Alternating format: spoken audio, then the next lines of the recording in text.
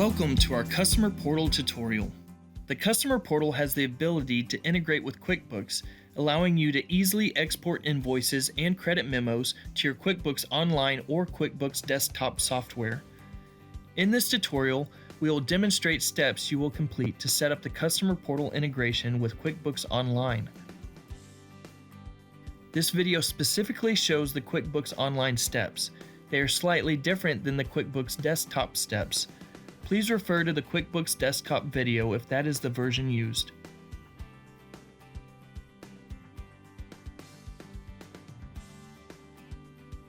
Before we begin, it is important to note that only customer users with administrator permissions will be able to use the QuickBooks integration features. To begin, log into the Customer Portal website. You can access the QuickBooks integration from two places, from My Account or hovering over My Links. Please note, if the home screen looks different from the first example, the user will click on My Account and then click on QuickBooks Integration. The QuickBooks setup will display options for the two available connection types, Desktop and Online. Choose QuickBooks Online. The first time you click the QuickBooks Online button, you will be redirected to QuickBooks Online, where you will fill out your QuickBooks username and password.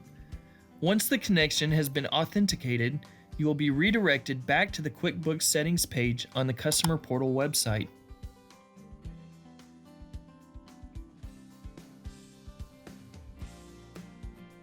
From the QuickBooks setting page, you have options to disconnect the integration and apply QuickBooks and sync settings. It is important to note these settings will need to be established before invoices can be sent to QuickBooks. To do this, click the vendor drop-down and choose the vendor name you created in the QuickBooks system for our location. Click the AP drop-down and choose the desired AP account. Then click Apply Changes. The next section allows the creation of line items in the invoice at a summary and line item level. Here is an example of an invoice using a summary level. Choosing the summary section options will ensure that the bill entered in QuickBooks does not have the parts detail. It will group the parts total into one line, the merchandise total, on the bill. The summary section will display the category choice selected and a total amount for all items on the invoice. Here's an example of a line item level invoice. The line item level will display each individual item on the invoice, but group them under the products and services choice that was selected. From the category drop-down, choose the desired category, then click Apply Changes. You can also choose to designate taxes on the invoice. If you do not wish to track tax as a separate category in QuickBooks, tax can be mapped to the same category that is picked for items. Once the summary or line item level is set as desired, click Apply Changes.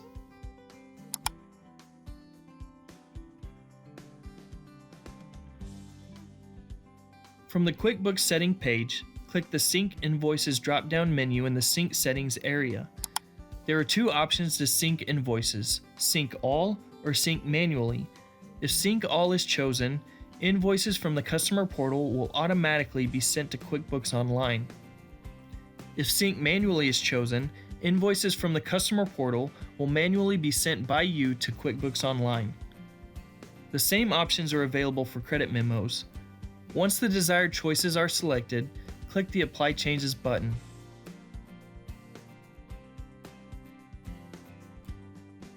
To manually send an invoice to QuickBooks, from the Customer Portal homepage, click Orders and Invoices.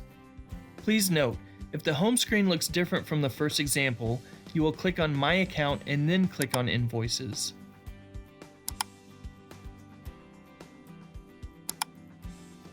Click the Invoices tab. Click the desired order number and click the Send to QuickBooks button.